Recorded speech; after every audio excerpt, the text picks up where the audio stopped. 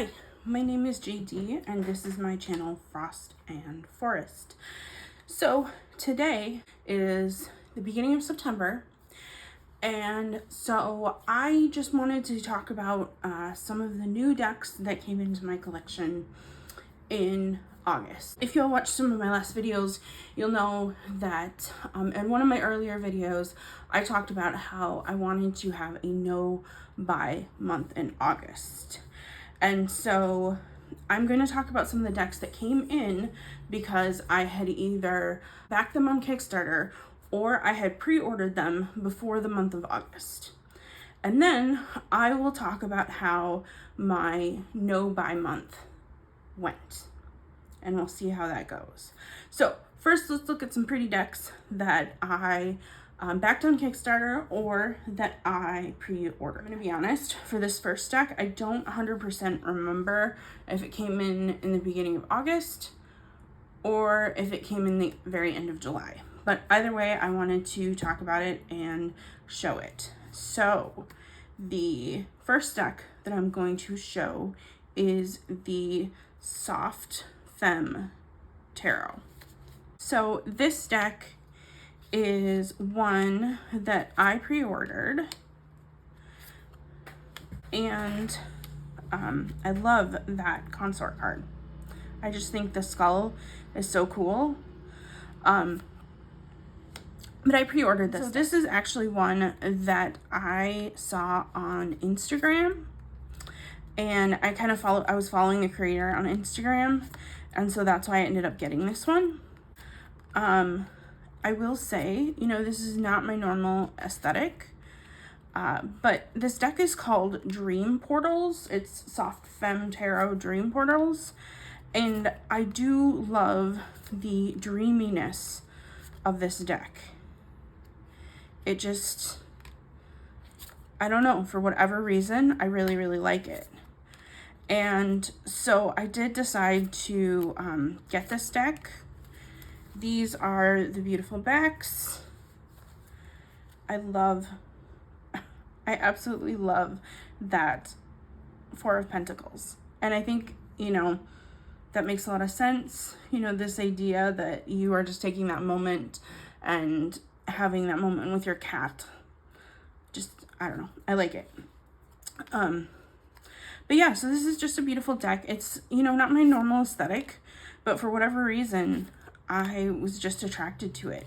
One of the things that I'll say about this deck is that it feels super interesting. It's got like this really, really soft rose petal-y finish on it.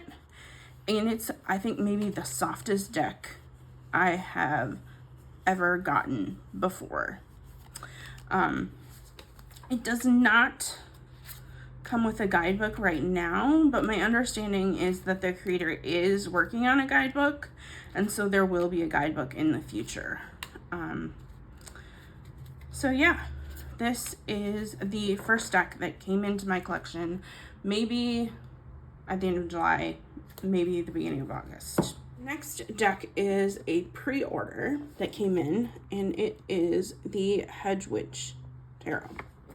This is a deck that I thought looked really cool. I really liked the colors. I liked, especially these purples and these greens. I really thought they were cool. I will say in general, this is kind of more of a warm tone deck than I'm used to. I do kind of, I tend to not to be into decks that have so many warm tones. I love this Chariot card, and this was actually one of the cards that I was really attracted to, and what made me end up deciding to get this deck and pre-order this deck is because I think that Chariot card is beautiful. So like I was saying, I don't usually like decks that have so many warm tones in them, but I thought this deck was really beautiful and witchy, as you can see here. And so I decided that I was going to get it because it is a mass market deck. I've worked with it some, and I do think it's really beautiful, and I think it's really witchy. I think it's perfect. I think it's perfect for this time of year. Honestly, I can see using this deck from kind of now until Christmas, because there are some cards, especially like this crone card, that do feel kind of Christmassy to me. So yeah, I'm really happy that I got this deck, and I think that it is awesome. A couple of things that I maybe would have done differently. Well, one thing that I maybe would have done differently is that, so each of the minors are connected to a season, and the pentacles are the winter season, and then the swords are, I want to say maybe autumn. Yeah, I just checked. The swords are autumn. And for me, in general, when I think about seasonality, I think about the pentacles being autumn and the swords being winter in general.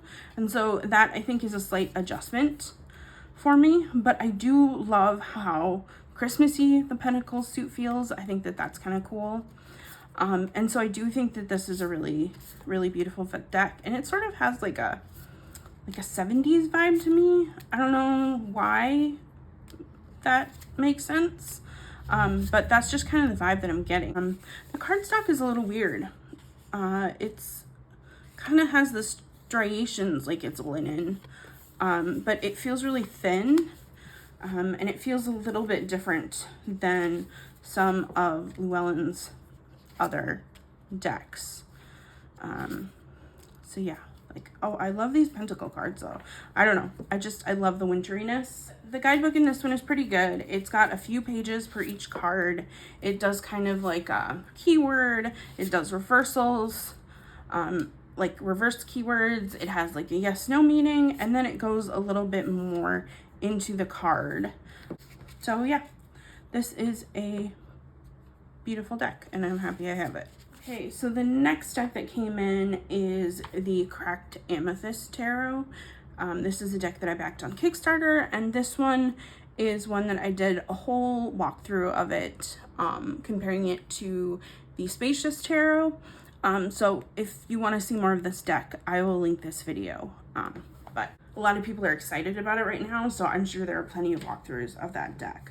Next deck that I'm going to talk about is, I think it's called, and I don't 100% know how to pronounce this deck.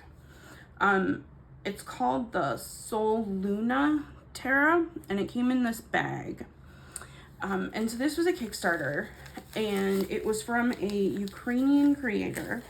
And my understanding is that the name is supposed to be like Sol, so sun, and Luna, moon. And so it's supposed to be, the concept of the deck is the space between the sun and the moon, so Soluna Tarot. And so I will start showing some cards. This is a deck that that I think is really beautiful, and part of why I really went back and forth about this deck, and part of the reason why I went back and forth about it is that it is one of those decks that does this thing where some of the minors are very pippy, so like this 5 of Wands, or even this 7 of Wands, or this 3 of Swords, are very pippy, but then some of the cards are more, some of the minors are more like an image, or more like a picture. And so, and I mean, looking at these, maybe it is pretty pippy, but especially in like the Pentacle suit, there are definitely some of the cards that are minors that do have more of a scene in them. And so in general, for me, I kind of believe that you should either decide to be a pippy deck or decide to have an image. And sometimes this going back and forth is kind of a turn off on decks. But like, so like the 7 of Pentacles, part of the reason why I decided to get this deck is, one, I think the art is beautiful, but I also really love the way that the dragons in this deck are depicted. And of course, now I'm not finding any dragon cards. Okay, here we go, Judgment. I just, for whatever reason, the way this artist draws or paints, I guess, dragons, I really like. Like, this is kind of how I see dragons. And so, and like here, this is another example of a dragon. And so because of that, I decided to get this deck because I love the dragons in this deck. And the art is beautiful. It is a watercolor deck, which is, you know, I do tend to like watercolor decks. I like it as an art style. I don't know. And like this star card, look at how beautiful that star card is. It does kind of feel like this deck is bringing a lot of different things together in it, but I like it. I definitely like it. And so I think it's kind of cool. And so it was definitely the art that ultimately made me decide to get this deck. This one does come with like a digital guidebook, but the digital guidebook is pretty basic, which is fine. But like, look at this 9 of Pentacles. Isn't that beautiful? I don't know. I think it's beautiful. And so some of these cards I just think are really, really great. So it'll be interesting to see over time if sort of the different styles and different ways, you know, different types of fantasy art and different ways of portraying the minors, if that bothers me or not. But like, also look at this 9 of Cups. I love those dragons. I think those dragons are awesome. So yeah, we will see how it goes with this deck. But in the meantime, I am happy that I got it. Also, look at these backs. Look at these dragony backs. I just think it's so cool. The one thing I will say about this deck is the cardstock is not the best cardstock in the world. It is one of those decks that when you shuffle it, it kind of stays bent or stays a little bit bowed. So, you know, it'll definitely be a shuffle one direction and then shuffle the other direction kind of deck. But look at this Empress. I think this is one of my most favorite Empress cards in the whole wide world. And so that is, I mean, this card in many ways is the reason why I bought this deck, because I love these dragons. So yeah, this is the Soluna Tarot. The next deck that I'm going to talk to you all about is the Grieving Tarot. So this deck was created by Sarah Kathleen. This is the same artist that has done the Creatures Tarot and Oracle deck. This is also the same artist that has done the Everybody Tarot and Oracle deck. And so I really like this creator. She is, you know, one of my favorite creators, and the Creatures Oracle deck is one of my favorite, maybe, I hate saying this, but, you know, if I could only have one Oracle deck, it would probably be the Creatures Oracle. And so I really do like to support her. And so this deck was a deck that she created to help deal with grief, I think is great. And so, you know, the concept is that there are these little figures, thinks about like how grief influences the way you see things. So like, you know, for example, for this 4 of Wands, this being is not smiling or anything. You know, they're just kind of existing. And so even though the celebration is happening near them, they don't fully feel a part of it because of grief, or at least that's my interpretation. And so I think that this will be a really great deck for people who are dealing with grief. But I also have wondered about this deck for potentially helping with other mental health issues. Again, I'm in no way a mental health professional. This is just my own opinion, and you know, this is just something I've been thinking about for how I could use this deck for myself. I think, you know, if there are times when you're feeling overwhelmed or blocked and just feeling like you're not able to connect with things, I could see using this deck for that. This being is almost like going through the motions of doing an RWS deck, but is not quite a part of the RWS scene. I hope that makes sense. And so like I could see there being other situations where that kind of deck that shows things in that way might be helpful. Another thing I will say, that part of the reason why I love her deck so much is I love the different textures that kind of are in it, and I love the use of color. These are very strong colors, and so but I love the like flecks of other colors in there that just kind of give it texture. And so, you know, I just think that this is great. And I think for this deck in particular, I think the way that, you know, there's a lot of color and a lot of really strong color, but then there's this figure in white really makes that figure standing out as not quite fitting in or not quite being fully present in the scene exactly. So yeah, I think that this is a great deck. I'm excited to have this deck in my collection. I don't know that I would use this deck all of the time, but I think it's good to have it. So the next deck that came in is this one. It's the Still of the Night Tarot. This is a great deck. I have a full walkthrough of this deck as well as playing with some pairs for it. It is a very sweet and ghosty and spooky deck that I have been loving using as we've started to move into Halloween season. So I will have a link to this one if you want to see more of this deck. Okay, so then the last deck that I pre-ordered or kickstarted that came to me in August. So the next deck that I'm going to talk about is the Quiet Rebel Tarot. This is another deck creator that I really, really like. This is a creator that does what I think are really, really great collage decks. I love this for the Four of Cups, the plot hole. I think that's very clever. So I love her collage style. She also did the Quiet Rebel Oracle deck, which was awesome. This deck and that deck work really well together. She also did the Wisdom of the Depths tarot.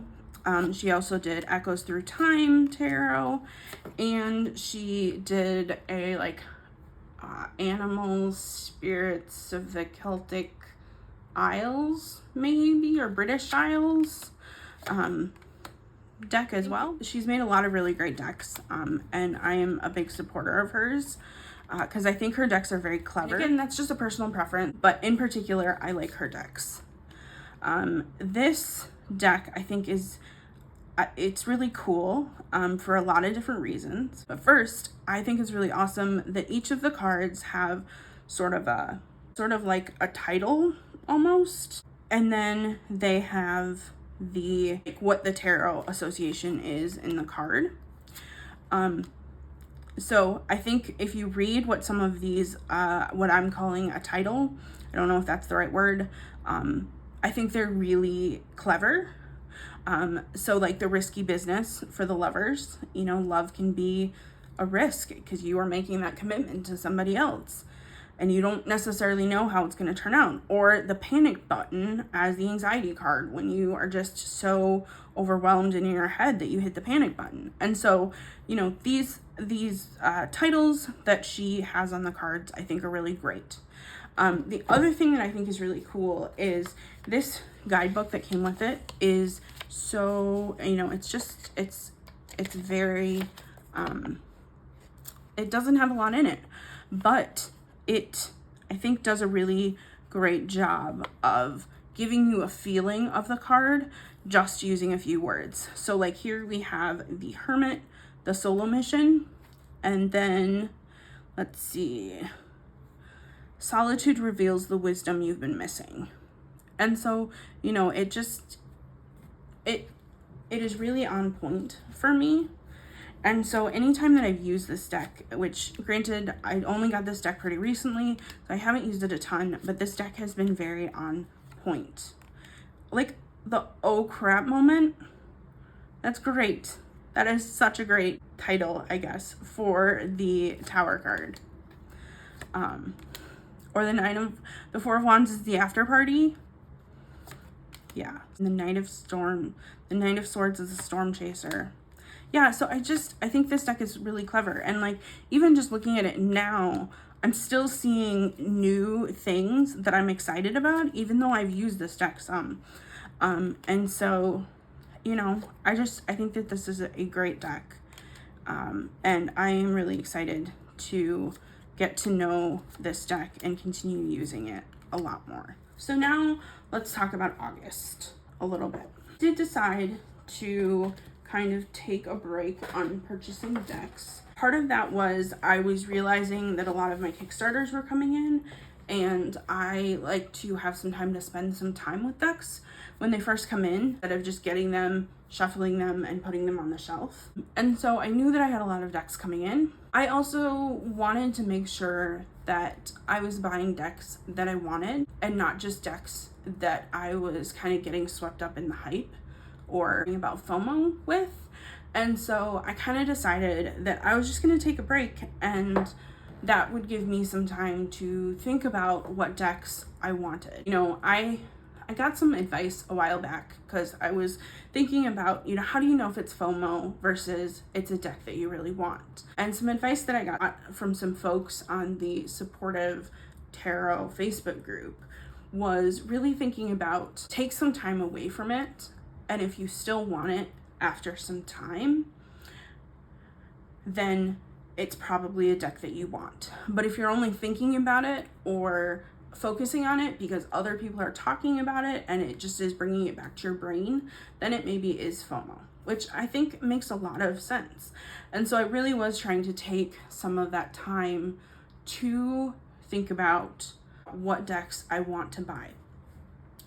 And I will say there are some decks that were on my wish list that are actually no longer on my wish list, because I just, after taking some time to think about it and after taking some time away from focusing on purchasing decks, I kind of realized that I didn't know that I actually wanted that deck. I wasn't feeling that draw to it. So yeah, that was good. And I'll say, you know, some new decks have popped up on my wish list. We'll see how that goes. And so now, the big question, drumroll. What did I actually successfully have a no buy in August? And the answer is, so the one deck that I did buy in August is the Embroidered Graveyard Tarot. This is a deck that I have been thinking about a lot, and I've kind of gone back and forth on. You know, the first edition, I wasn't as sure about, but I really started thinking about the second edition of this deck. And so I did decide to purchase this one in August.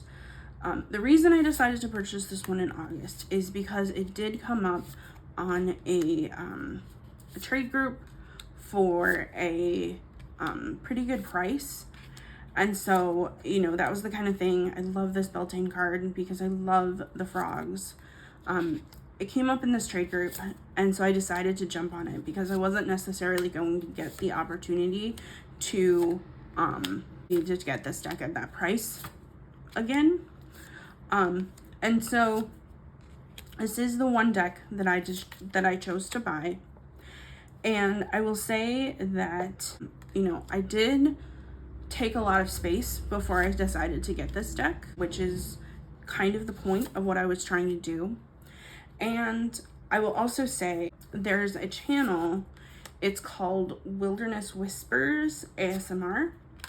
And on that channel, that creator shows a lot of really interesting and decks that you don't see every place. And so it was great because that creator had a lot of, or that YouTuber had a lot of videos where they shared the guidebook entries for this deck. And so it was just kind of a great way to really explore this deck in more depth and get to learn, you know, more about individual cards. And so, you know, that helped me feel more comfortable in getting this deck and that it was actually what I wanted. Because one of the concerns that I had about this deck is, you know, while it's incredibly beautiful, it talks a lot about communicating with people behind the veil. And that is not necessarily how I use my tarot practice. And so if that was what the main point of the guidebook, I was a little bit unsure about whether this was the right deck for me. And so, but after getting some opportunities to explore this deck a little bit more deeply by watching videos on that channel, it kind of helped me feel more comfortable in getting this deck. So, you know, I don't regret getting this deck. I did enjoy the intentionality of deciding to buy this deck.